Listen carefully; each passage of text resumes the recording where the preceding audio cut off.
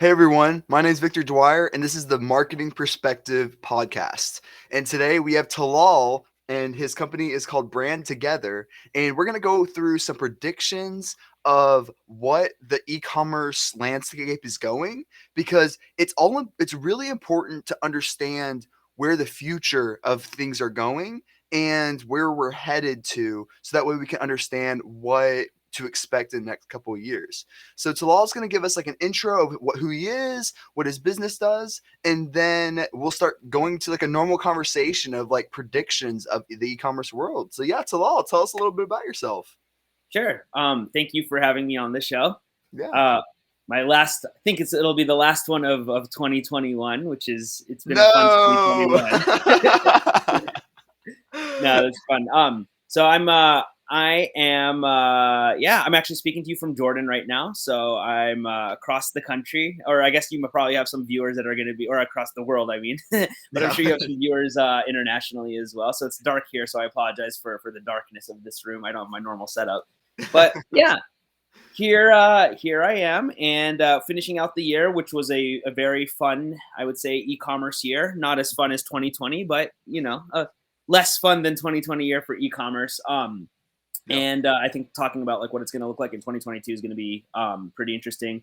I run a little agency consultancy called Brand Together, and we're like a cooperative, collaborative style agency where all of our clients know each other, talk to each other, help each other out on different projects. And so that's kind of, we want to be the anti-agency agency, because I used to work for companies and we would onboard agencies, and everything that I hated about agencies we've decided not to do. And so that's kind of how our little shtick is. And we typically don't do like white glove service. We do a lot more of like higher level service, except for advertising, which we do actually do management of. But Mhm. yeah, so we've been able to see it all, and get a lot. We can get a lot more clients that way, and kind of Yeah. see a bigger picture of what's going on. And I think we've started to see our Black Friday, Cyber Monday numbers, and it's been pretty cool. It wasn't as good as last year, but it was still a little bit better than I had thought it was going to be. It was a very Can you go soft into Black that? Friday. Can you go into that for a second? Yeah. I my best client saw so like a normal client saw about a 2 or 3 times on our Black Friday. Most of my clients don't have Cyber Monday stuff, so it's like not like I don't even worry about Cyber Monday. But for Black Friday, a normal client saw about a 2 or 3. Some saw a 2 or 3 times increase, and I had others that saw a 4 times increase. And one of my bigger clients, they saw a 7 times increase, which they were upset about. But like I was like, hey, 7 times increase is still really good. I think it was like a 7 to 10 times. I forgot which one it was, but like yeah, they were definitely expecting bigger on this Black Friday, but it's kind of interesting that it definitely was a lot smaller. What are you seeing? Yeah. I mean, we didn't see a very strong Black Friday across almost all of our clients. It was, Yeah. anywhere between 30 and 60% bigger than a typical November day or a typical October day. We had a couple people that did like a couple 100% bigger, but like they had smaller numbers to deal with, or were a very seasonable product. And so I don't count them as part of our calculation. Yeah. But Cyber Monday we saw did a little bit better than Black Friday, Mhm. which yeah. So Cyber Monday definitely this year has been stronger, and I think last year Cyber Monday was stronger than Black Friday for our clients as well, Wow. which is something that we're starting to see a trend like switch more to Cyber Monday for like products. Um, Mhm. at the end of the day, I think people are looking for a deal on Black Yeah. Friday, Cyber Monday. Yeah, there is increased traffic, and just by virtue of being online, some of the people who were running no deals that we were working with also had their like bump just by sheer traffic. But it was really the significant deals on expensive products are the ones that had the higher bumps. And I think Yeah. that's what people are searching for when they're on Black Friday, Cyber Monday. They're looking for really good deals of things that they've been of products that they've been putting off.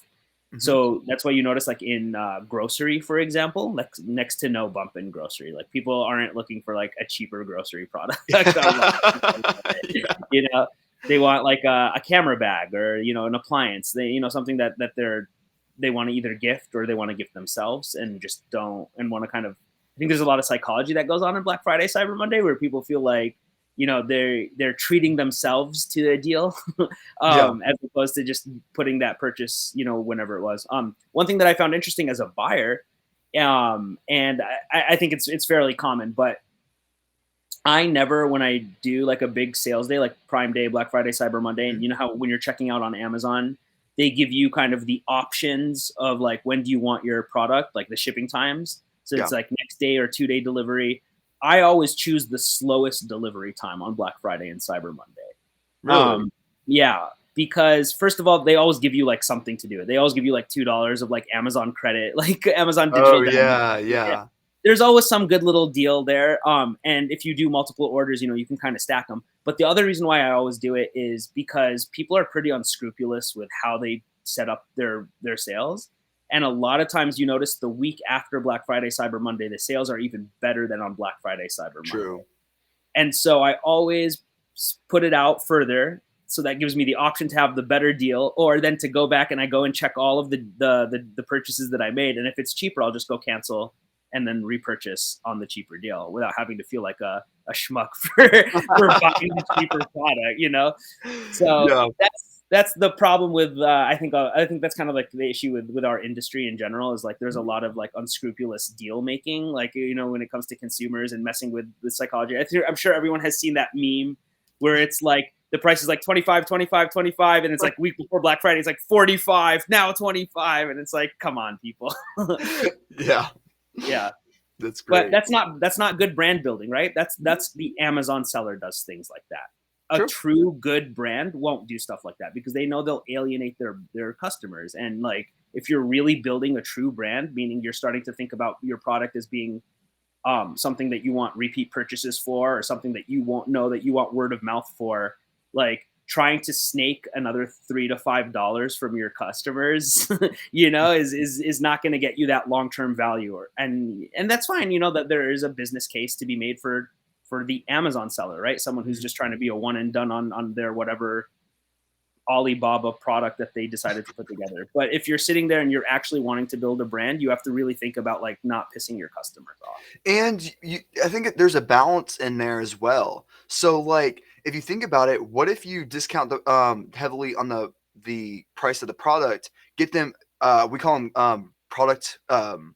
We call them a customer acquisition products, where it's super low priced. Get them introduced to the brand, where they can eventually find the higher priced products, and where we may our margin on that particular product is really really small, but that gets them introduced to the brand. Then they start purchasing more products, and the lifetime value of that is extremely large. So I think there's a balance of discounting your product to potentially pull in more Amazon market share to get them introduced to the brand, then starting from there. But I'm 100% down, like 100% with you on the trying not to alienate your customer, not discounting. Like it's like it really comes down to your brand is the most important part. But there are certain ways to get the customer aligned and get them introduced to the brand as well. Oh, for sure. And Mhm. so where I was going with this was like, hyping up a Black Friday, Cyber Monday deal, and then the next week it being cheaper than that hyped deal that you made. Like, at least wait 2 weeks, Yeah. at least like have Yeah. the person feel like they got smacked in the face. But then when you actually bring up a really cool point, you're talking about kind of like a loss leader or an introduction type product where like the margin is going to be either break even or you might even lose a little bit to get people introduced to the Mhm. brand. And one funny thing that I've noticed is your discount shopper is not a good lifetime value customer either. And True. so if you do a cohort analysis, and this is especially true when we're talking about products whereby there's like a fast moving consumer good, like a grocery product, or like Mhm. let's say like a toothpaste or something like that. Mhm. If our price is typically $10 and we're trying to either sample it out or sell it for $2, that $2 customer is very very very unlikely to become a repeat purchaser, because when you Mhm. give such a heavy discount, the buyers of that product, like that's a terrible cohort of buyer because they only want cheap prices. And so once it's Yeah. $10, they sit there and they're like, I don't want this anymore, now it's too expensive. So Yeah. discounting a couple bucks though, you find that the repeat purchaser rate of like a full price product to like a couple percent off, like 10% off or whatever, is much closer. And so it's all Mhm. about repeat purchase rates. And I think in 2022, if we're talking about strategy for 2022, is really sitting there and trying to figure out how you can do a cohort analysis of your buyers, and like realize when I ran this super big deal, I got all these order IDs. So I find their buyer emails and I can like say, okay, how many times do I see this buyer email coming back? And if they're repeat purchases, I guess you can't really do it as easily as you used to be able to, Mhm. like doing a repeat purchase analysis, but you could still kind of do it. Um, Can you and go you can into that? especially Like do it if you're how, like at least for Amazon or like, yeah, it's pretty easy to do that on Shopify, but how would you do something like that on Amazon? Do you have like, I know you can still download the customer list and do that. Do you do it manually? Is there a tool you use to find lifetime value per product? Like what? How do you do that analysis for at least yeah, for Amazon? frankly, I haven't done one in the last year, Mhm. since they really like took away the buyer names and everything that we used to do. Yeah. I'm and don't quote me on this because I haven't done it, but like I'm still pretty certain that for FBA you can get that fake Amazon email address Yeah. and you can do it off of that as your unique key essentially.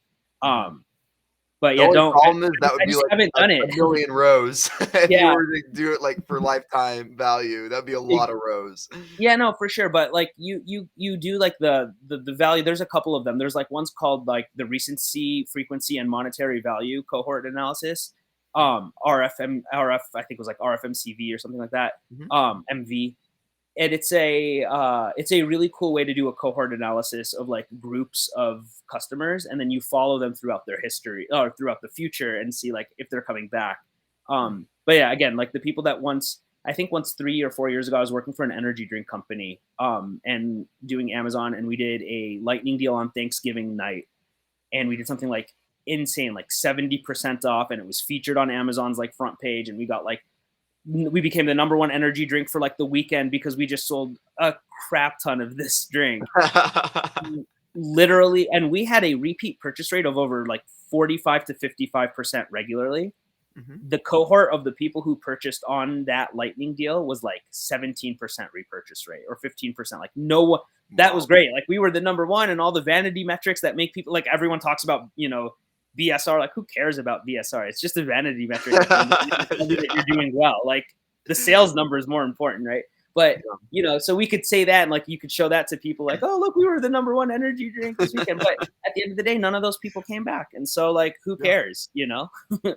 We sold those drinks at a loss, and so we made more money off of that deal.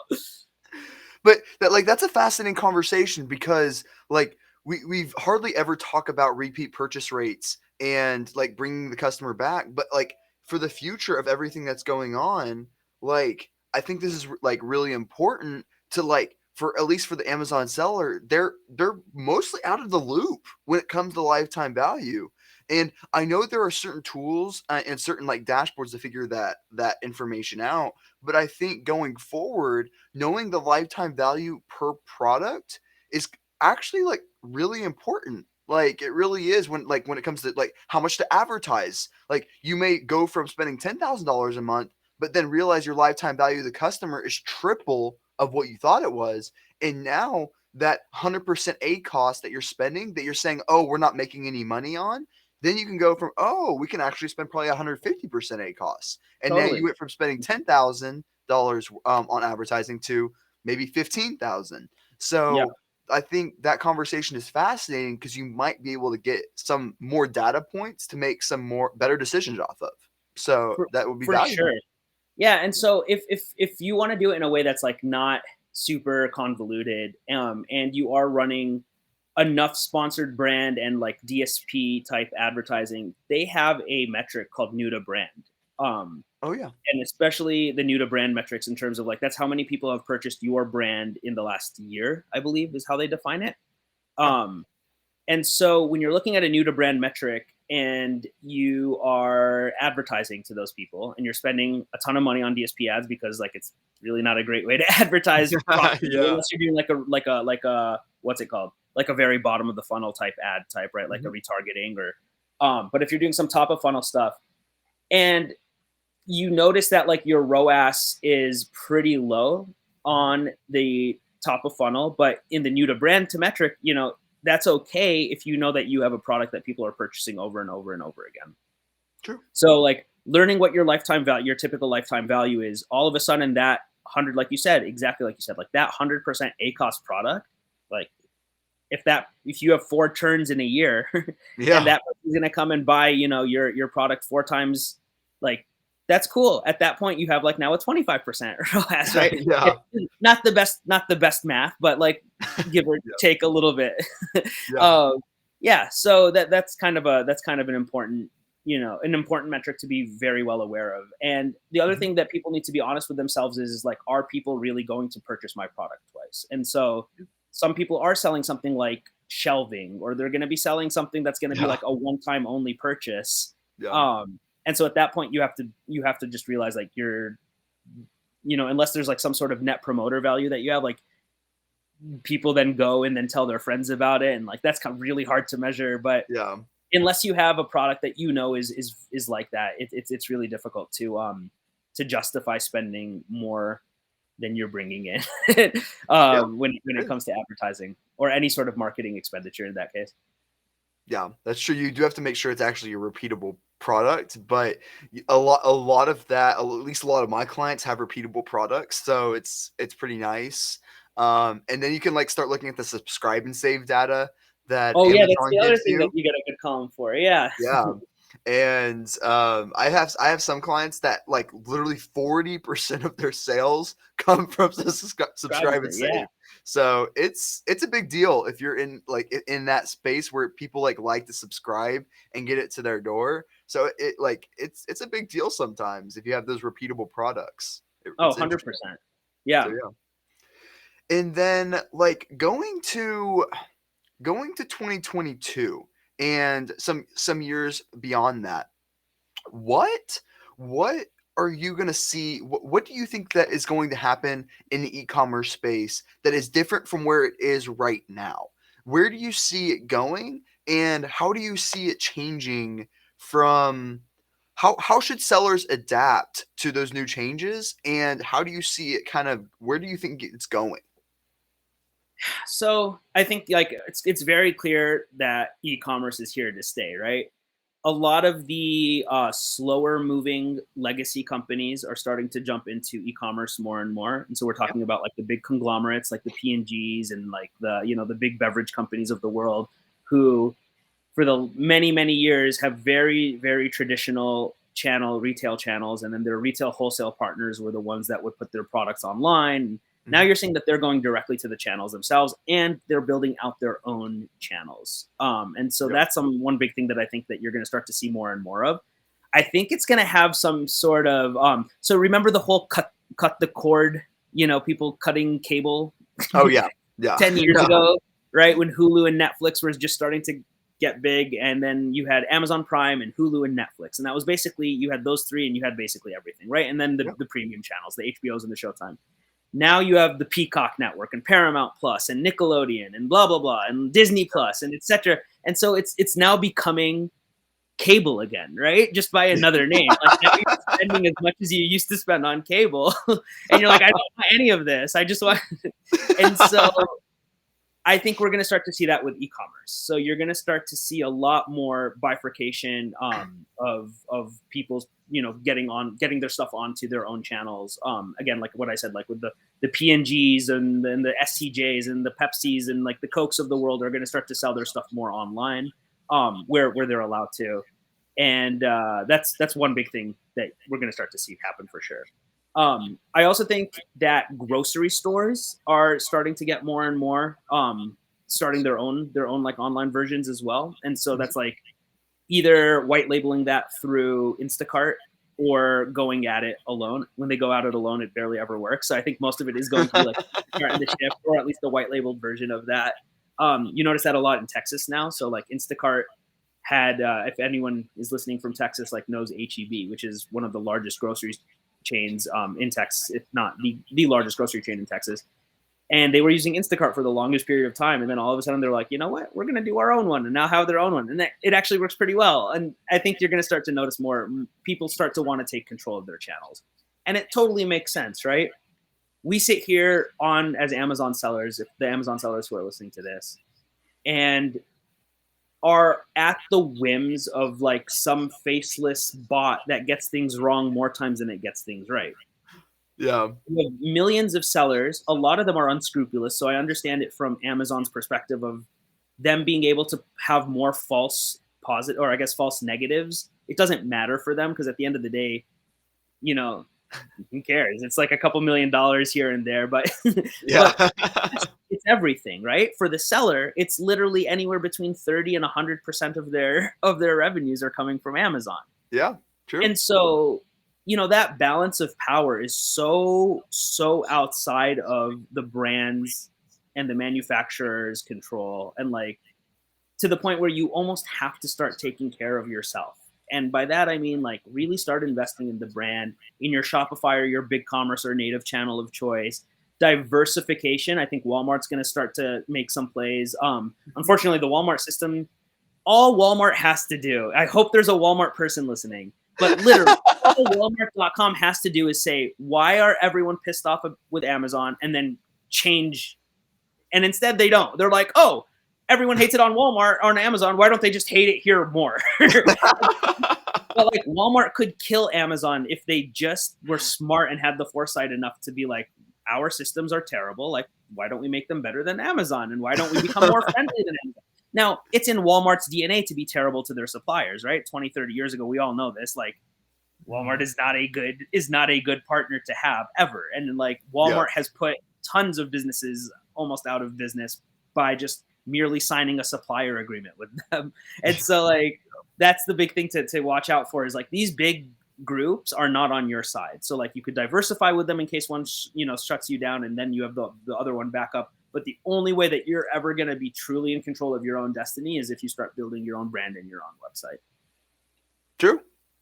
That's 100% right. And when it comes to Walmart, how much growth right now? Like we have clients that are on Walmart, and it's very, very small amount of the sales like actually come through that. How much more do you see Walmart expanding more than it is now? Do you see it like potentially in the next 5 years exploding and being, because we all know that Walmart has the capability, because like there's some crazy statistic that 95% of the US population is within 15 minutes of a Walmart. And that's like crazy. That actually is crazy. So when it comes to shipping and the logistics, they do have the strong capability to do it. We know that. But when it comes to the consumer and the online version of the consumer actually using it, buying it, and going through that, what do you see? Do you see that as like it really taking off and being successful? Do you see as Walmart still having issues and not being able to do that? What is your opinion on that? Yeah, I mean, I think we've already seen it happening. We see the trajectory is going towards it's whether or not it's going to take off like entirely is another thing. But so they bought Jet.com like 5 years ago.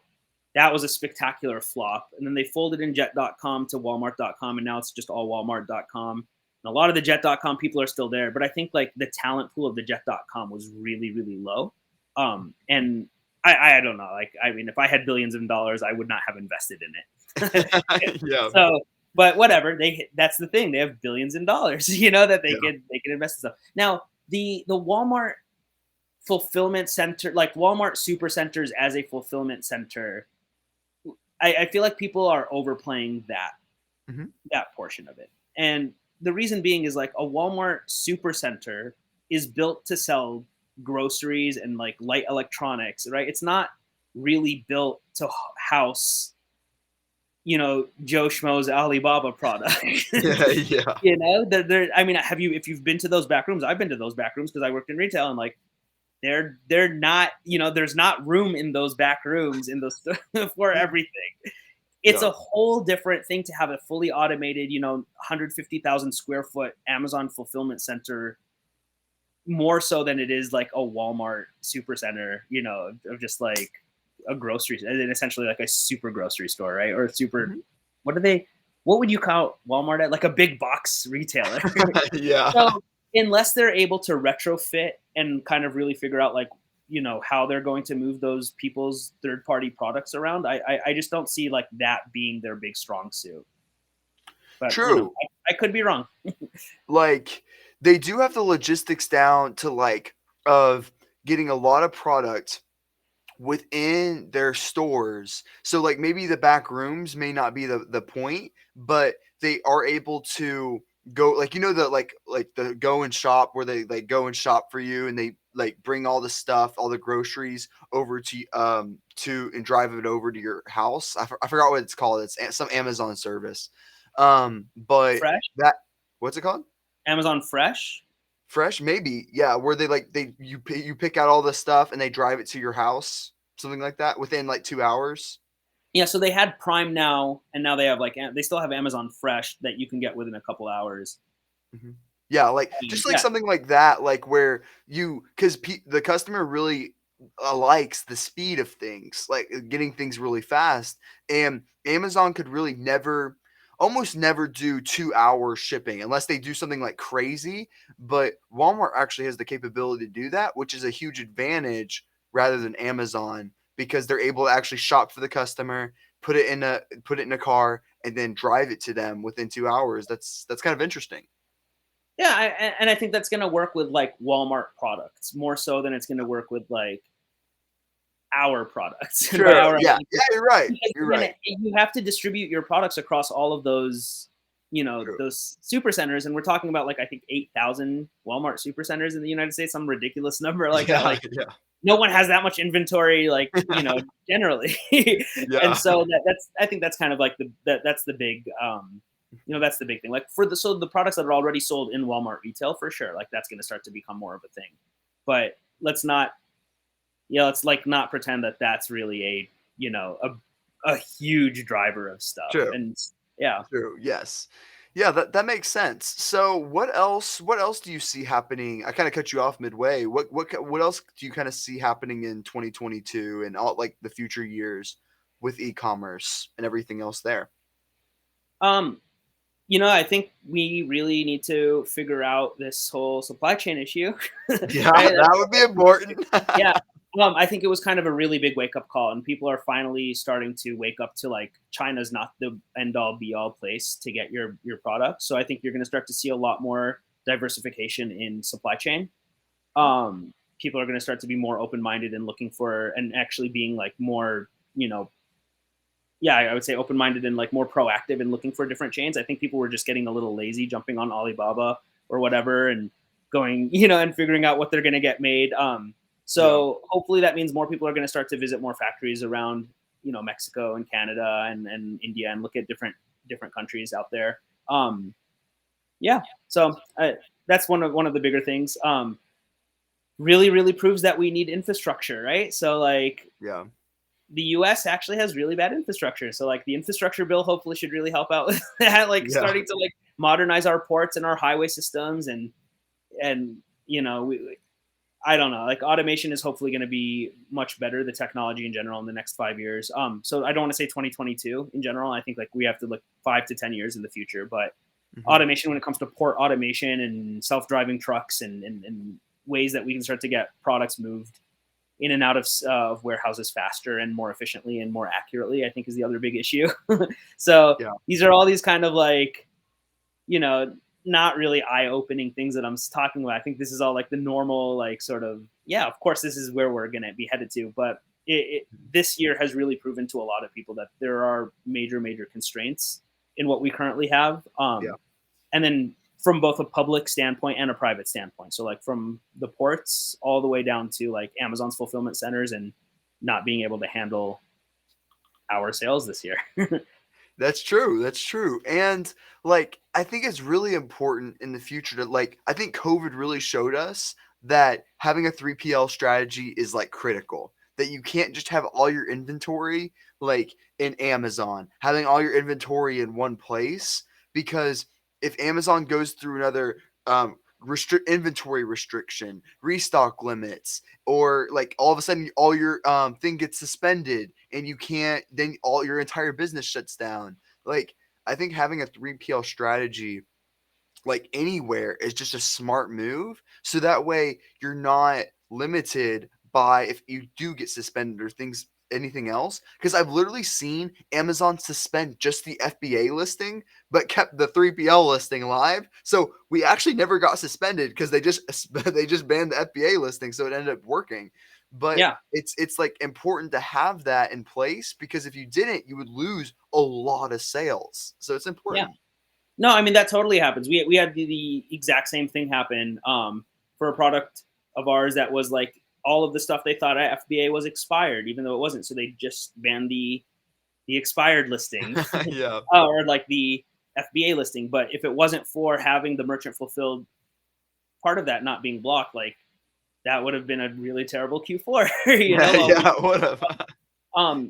so yeah, so that's kind of a everyone should have a warehouse. And so here's the funny thing is Amazon is trying now to be your 3PL warehouse as well. So Amazon is pushing multi-channel fulfillment, MCF. I'm sure we've all received those emails. I'm actually like really good friends with one of the guys at Amazon that does it. And so yeah, so and we found people that had MCF and were willing to have Amazon take control of their multi-channel fulfillment, meaning fulfill their Shopify channels, essentially is what that means. We could get their restock limits increased. So if you need your restock limits increased, talk to me. I can hook you up as long as you want to give your stuff to Amazon. And now Amazon's also going to be working a lot this year on MCF. They're going to start to that just based on the emails that I'm seeing from like Amazon's marketing team talking about MCF more and more and more. And another thing that we're going to notice them talk about more and more is their upstream service, which is, I think, something that a lot of people, especially international sellers, are really going to be interested in. And that upstream service is basically these holding cells for your product before it goes to a true FC. It'll go to like basically a FBA prep center that can hold your products at cheaper storage rates, prep them for you, and then send them into Amazon on your behalf. Now, whether or not you trust Amazon to do all that, because we've seen how many times that their fulfillment centers make mistakes and you have next to no recourse when there's major mistakes, that's up to you, right? Yeah. And so I thought that was hopefully, only for vendor. Is that for Seller Central people too? which one? The upstream Upstream. service?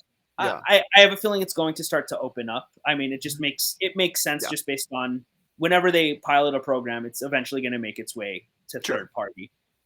Yeah, like that would be really exciting to see that, because like a lot of this, like having the manual process of like having to send in like a whole thing, like that way you can just send it like 500 units rather than doing these like I've literally had a client have a 30 restock limit. Like you're just like 30, like it's not even profitable. You like lose all the money on shipping. It's just it's crazy. So yes, having a 3PL and like having that upstream service, that like I see that taking over in the future too on e-commerce. Having like things like that automatically restock is going to be a huge play when it comes to inventory and things like that.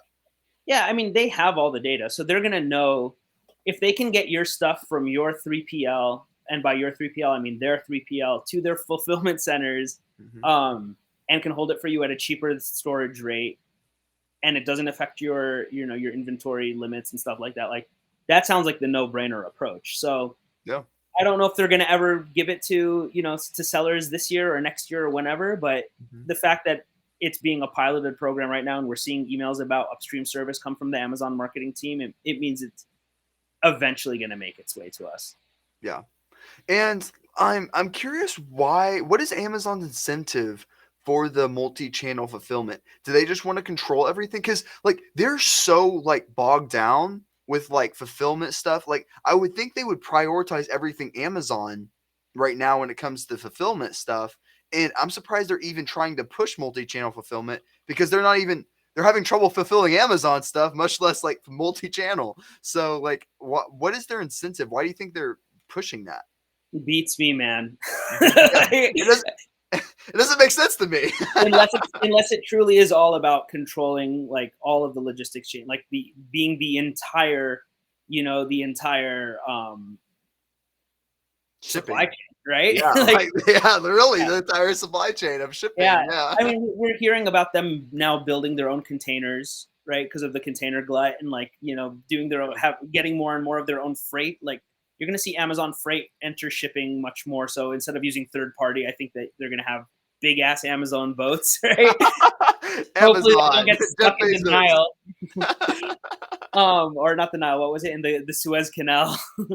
um, And yeah, so I think it is really just a total domination move, total global domination move on everything from A to Z. Like, their little smile, the Amazon A to Z, and I think A to Z for them really does mean the entire supply chain. Yeah. Yeah, that's interesting. And I guess they're going to like just future wise, I think that would be a play that they're going to try to do. And they're going to try to really squeeze out UPS, FedEx, and they're really going to try to be literally ever like be the next shipping like person as well, and really just try to dominate just everything in the like shipping, like with the Amazon drones and everything else. So we're talking about like Amazon already owns like basically like what is it, 40% of the internet with AWS, and then like everything shipping wise. That's fascinating that they might actually be another a shipping provider that can really take on UPS and FedEx and things like that, where almost everyone uses them. That's fascinating. Yeah, I mean, I think you're gonna start to see like Uncle Sam knock on their door pretty soon, right? Yeah. Like, you can't really do all of that, plus have like these communication issues with like sponsored posts, and plus like having your own products look like other products but get prominent placement, and like, Yeah. at some point there are some antitrust issues that are clearly coming into play here. Yeah. And so how all of that shakes out, I don't know. I don't know how fast it's going to move either. Whether it's going to be sometime this year or next year, where we're going to start to see some real hearings, not like some of like. And then of What are you course, doing? yeah, no one's going to get what's going on here. But like, Yeah. yeah, I I don't know. But this I domination play isn't helping them, in my opinion. But there are smarter people in that room than I am, and so like I honestly don't see the government doing anything because there's so much money at play. Like if you like let's say if like someone the government tries to break up Amazon in some way, that I think they're so powerful and they have so much money that they can influence like everyone in that room enough to where nothing could happen. Like that's my opinion on like if you try to break up Amazon right now and like not make it where it gets bigger, like I really think that it's so big that you could pay off everyone in the room. Like they could literally pay everyone in that room $15 million and then say, "Oh, yep, that's it." Like and like or like whatever, even $50 million probably, and they could still afford it and still make more. Like because they're like a $2 trillion company, so they probably can do something like that. So I don't honestly don't see them being able to get broken up anytime soon or yeah. ever. I mean, I think we're gonna see hearings. I think there's gonna be some sort of lip service. Like, remember when Microsoft was broken up into .net and like .com or whatever it was, and like, Oh has that affected any one of us ever? Like, no. no. No. But yeah, that is fascinating though. And what else do you kind of seeing on the Amazon spectrum? So are you like obviously we know Amazon's going to get more competitive and everything else. What else are you seeing with I guess just e-commerce in general? What else are you going to see that is different from what's happening right now? Like within maybe the consumer mindset, it could be within the platform itself. What else do you see that is going to change in the future when it comes to e-commerce? uh, Man, I feel like my predictions are always like one step wrong, right? Like, and so I don't know. I don't know if I really want to conjecture much more around that. Just Yeah. because Okay. it, it it always just seems like what you think is going to happen eventually happens, but it just happens in a kind of different manner. And so, Sure. Yeah. yeah. So I mean, I really think like the biggest thing here is Amazon's going to make it much harder to be organically Relevant. Yeah. relevant. And so like there's going to be a lot more inventory spaces for advertising. They know that that's their most profitable sector. So I think it's going to become more pay to play. Amazon truly is right now a race to the bottom. They're just raising their fees. So like you're going to have to raise your fees. And I guess a little bit of that is inflation and a little bit of that is like, yearly fee increases. But Yeah. it, there's it's getting too difficult, and there's too many hidden fees that are popping up, and they're not really hidden, they're actually out there. But for example, disposal and removal fees. If you have a product that weighs 3 or 4 pounds, you're now going to have to be spending dollars, right, per removed products. And look at your like unfulfillables that you get every month. We're talking thousands of dollars a month are now going to start to go to disposing your products on Amazon. And they're going to start pushing liquidations more, so they can like take, instead of $3 you'll spend 40 cents, but we'll liquidate it for you. Then 3 months later you find some rando listing on your listing from like Steals and Deals or something like that. You know what I mean? Like one of the damn arbitragers who just destroy your brand. So, yeah, I think you're going to start to notice more and more in that. And like, this is my biggest push to everyone. My biggest plea to all my clients and everything is, once again, coming back to the first thing I said on this, is like, you need to start writing out Amazon as your main channel. It has to be and you can focus on Amazon as being a marketing channel and not a sales channel. That's when you're going to start to succeed, as long as you have a good product. If you have a crappy product, throw it on Amazon. And it really goes down to like ideology, or mindset. Like, you have to like go into the mindset that you're not an Amazon seller, you're a brand. Like, you're not like, when you're an Amazon, you're not just a seller, you are a brand. You're trying to grow like other channels. You're not just an Amazon seller, because they get in the mindset that's like, yep, I'm an Amazon seller, that's all I do. But like, no, you're a brand. You're trying to increase and gain like all other and just you treat Amazon as a channel and not your business. Totally. Like, that's the way to do it. And like that, and like that's why it's really important to go in that direction. But I wanted to talk to you about the rising cost and cost per clicks, because during Black Friday, like the 3 days, about November 19th, November 20th, we saw our cost per click across all our clients double. Like all the way up to this, like we seen about like 20% increases month over month on our cost per clicks for advertising, Amazon ads, and then all of a sudden it all doubled, making where advertising is just all of a sudden went double the expense. Like, it now costs, now we if you had a 50% A cost, now you'd be sitting at 100% A cost, or you'd be getting like half the sales. So you basically have to spend double to get the same amount of sales you got before. So I wanted to get your thoughts like on what you're seeing on your side, and also like how to maybe counteract that. Like, what are some methods to maybe lower cost per click, or like what are some ways to deal with that? Yeah. So I haven't noticed as dramatic of an increase for cost per clicks over the year, but like, it's definitely gone up, maybe between 20 and 30% year over year, with our CPCs. And we did not get a double, luckily, for Black Friday. Really? That's Yeah, crazy.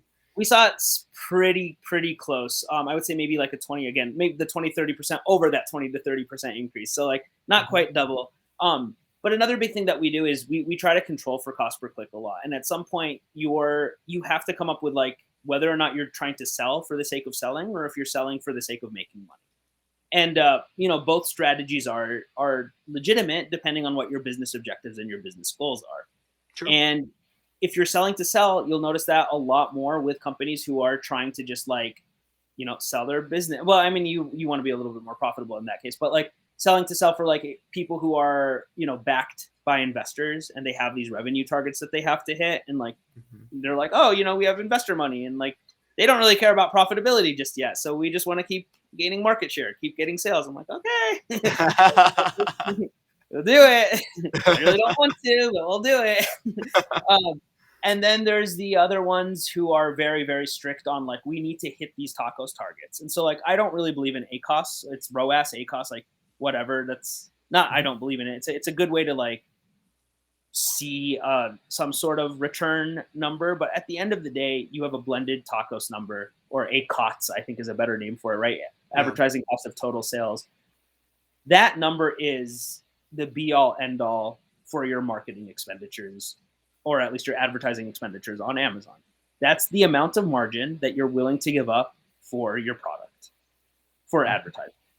And so if your CPCs increase and your ACOS increases, but somehow you're still able to find other places to decrease it, or you're able to at least control for it by somehow getting like higher up in organic ranking, because those words that you are converting on are now really expensive, so no one else really wants to deal with them. And by virtue of like the flywheel effect, you're going to start to raise in ranking and get more organic rank from that. So controlling for your ACOTS number, your tacos number, is where your focus should be in 2022. And setting up that margin number as like, this is where I'm comfortable. Another way you can think about it, if you don't want to look at it as ACOTS, is a cost per acquisition or a cost per new. Hard to say new acquisition because Amazon doesn't make it very easy, but like cost per acquisition in general. True. And if that's a number that you're comfortable with, then like who cares about the increase in cost? Like as long as you can maintain that number. Then you might ask me, but if your CPCs are increasing, that number is going to increase. And so that's where it comes down to think about whether or not you have more movement in your price. Can you increase your product by $1 or $2? Will it still have the same sales? Can you increase your product by $2 or $3 and then start to play more with like temporary price reductions or coupons or other channels of like, you know, click through and conversion optimizing activities? Yeah, so I mean that's kind of where the big game is really figuring out and being strong about your numbers. Everyone always wants to focus on like the sexy things like advertising this, that, like, and no one really wants to sit there and do the work and the math around their numbers. And I think like figuring out your lifetime values, your tacos, like all of these like true numbers is going to be really important in 2022. Sorry, this should have been important in 2016. Definitely better do it in 2022 because there's just so much more competition. And if you're just a little bit more savvy than your competition, they're going to go out of business before you will. And that's kind of the game. Yeah, that's right. And I need to start implementing a way to get the lifetime value. And even like it would be really cool to get it on a product level basis. Finding the lifetime value on a product level basis would be really, really fascinating. And like I think I need to start doing a better job of bringing that in because on the dashboards it's more like advertising and overall sales, like how we're doing. But I have even cost per click and conversion rates there. But having that ability to have lifetime value in there would be very, very valuable. Which I need to kind of start working toward. I think that'd be really interesting to find a product level basis of lifetime value. Yeah, the big step in lifetime value is there's so many definitions of lifetime value. Yeah. So you have to find out one model that you like that works for your business and makes sense, and that's the model you use. Because like some people's lifetime value is based on like margin and interest rate depreciation. Like some people's lifetime value is based on that like RMFCV, whatever the recency, frequency, monetary value. And so the number itself has to make sense in terms of like what your goals and objectives are, and not just a number for the sake of coming up with a number. Yeah, you're 100% right. And then doing it, like you said, at the product level, like it has to be done at a product level, which makes it even harder and more annoying. Like a lot harder. Yeah. But yeah, I think that'll be really valuable insights there. Cool. And is there anything else that you kind of wanted to make sure that either a seller or an e-commerce seller knows or should be aware of with everything that's going on in the landscape, whether if it's future-wise, whether if, like what's happening right now with supply chain? Is there anything else that you think it would be valuable for an e-commerce person, e-commerce seller to know right now or to discuss there? I would hold on to your money if you can, right? Like, and by that I mean like make sure that you have some padding in your runway, especially for any of these like crazy circumstances that pop up, like if a factory in China shuts down or like that you're able to actually like support you and your staff over the course of a couple of months. Because I don't know if there's if the disruptions are getting less as we're seeing like the backlog is starting to get cleared out, or at least that's officially the position. But there's just so many uncertainties right now geopolitically that I think are going to affect us in 2022. We see a lot of aggression in the South China Sea. We see a lot of aggression in Russia and Ukraine. And I think these things can easily spill over into something that's going to be a lot bigger than we think it's going to be. And like major disruptions happening from an energy standpoint with like the Ukraine issue, and then with shipping lanes in general with China and Taiwan. So let's be careful. Like Yeah. there is a macro level thing that's bigger than who can buy some crappy products on Amazon and for some Prime Day, you know. And so like keep that in mind. Yeah, that's crazy. Yeah, yeah. That's a whole other.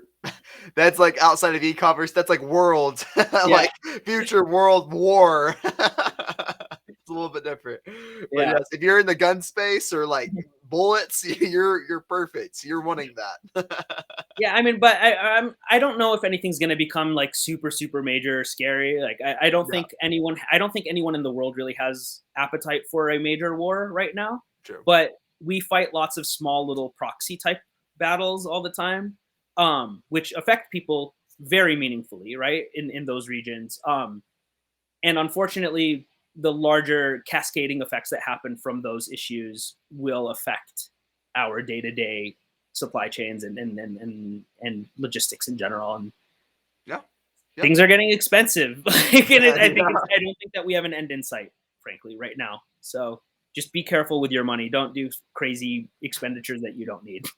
yeah. Don't go to like whatever, like some fancy buy the Lamborghini or whatever. Yeah, Yeah, it's always good to have cash flow to pay for everything. 100%. for sure. And yeah, so yeah, Talal, let them know how the viewers can find you, like where they can find your website and just how to get in touch with you or anything else there. Yeah, I took the website down a few weeks ago. I was getting like really nasty attacks on it, and I don't know like if I said something to piss someone off a while Oh, ago, but like I got some trolls that were going through the site a lot. So I just took the site down a couple of weeks ago. So maybe the recaptcha. site I'll bring it back up. It was brandtogether.io. So that'll be back up in a couple days or so. Maybe I'll do it today if I feel like it. I don't know.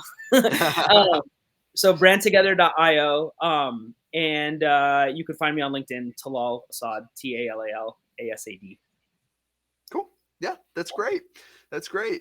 Any final words before we close it off? Yeah, I think we got some chat questions. Oh, I was not looking at our chat. Like that's they can what should be I think we already discussed this for the most part, like what should be Yeah, the marketing strategies for the upcoming year. math. Math should be your first marketing strategy, right? You Yeah. can't manage what you don't measure, or you can't, yeah, that's it. You can't manage what you don't measure. So Mhm. starting to really come up with the numbers and doing a number based strategy from either a profitability standpoint or however much runway you have left, that's the number one step.